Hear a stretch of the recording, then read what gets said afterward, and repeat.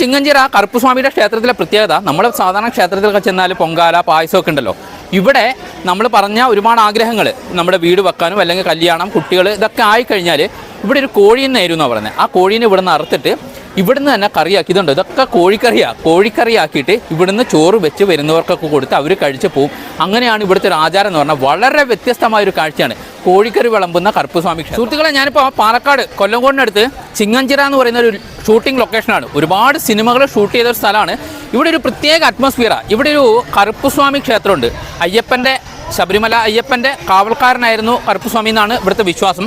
അപ്പോൾ കറുപ്പുസ്വാമിയുടെ അടുത്ത് ഒരുപാട് ആളുകൾ വരുന്നുണ്ട്.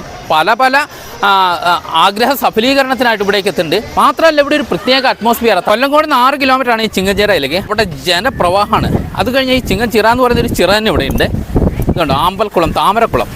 നല്ല പാലക്കാടൻ കാറ്റാണല്ലോ മക്കളെ. നമ്മളെ പറത്തിക്കൊണ്ട് പോകുന്ന കാറ്റ് എന്ത് ഭംഗിയാണ് നോക്ക്. എങ്ങോട്ട് ക്യാമറ തിരിച്ചാലും നമുക്ക് പറഞ്ഞ് മനസ്സിലാക്കാൻ കഴിയാത്ത ഒരു അറ്റ്മോസ്ഫിയറാണ്.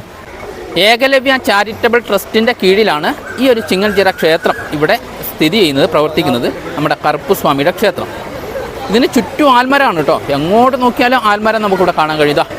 പടർന്ന് പന്തലിച്ച് കിടക്കുന്ന നമ്മുടെ ഒടിയൻ സിനിമയിലൊക്കെ കണ്ടില്ല, അതേപോലുള്ള ആൽമരങ്ങൾ.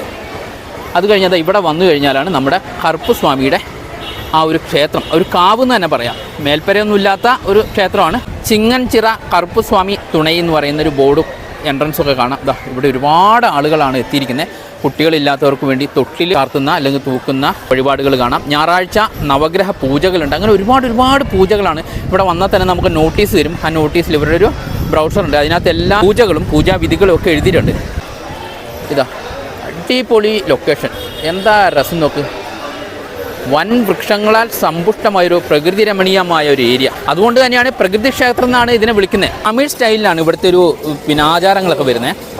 എല്ലാവരും ഉണ്ട്, കേരളത്തിൽ നിന്ന് ആൾക്കാരൊക്കെ വരുന്നുണ്ട്. പക്ഷേ എങ്കിലും കൂടുതലും തമിഴ് സ്റ്റൈലിലാണ് ഈ കറുപ്പുസ്വാമി ക്ഷേത്രത്തിലെ ഐതിഹ്യങ്ങളും ചടങ്ങുകളൊക്കെ കാണുന്നത്. കോഴിക്കറിയൊക്കെ എടുത്ത് കൊണ്ടുപോയി അവർ അതിൻ്റെ കൂടെ നെയ്ച്ചോറൊക്കെ ഉണ്ട്. ഞായറാഴ്ചയാണ് ഇവിടുത്തെ പ്രധാന വഴിപാടുകളും പൂജകളും ഒക്കെ.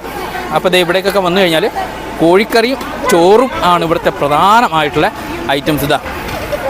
പല രീതിയിലുള്ള കാഴ്ചകളെ നമുക്കിവിടെ കാണാൻ കഴിയാം. ഇവിടെയൊക്കെ ഇങ്ങനെ കാണാം, ധാരാളം ചോറ് കഴിക്കുന്ന കാണാം, കോഴിക്കറി കഴിക്കുന്ന കാണാം. ഇതാണ് കറുപ്പുസ്വാമി.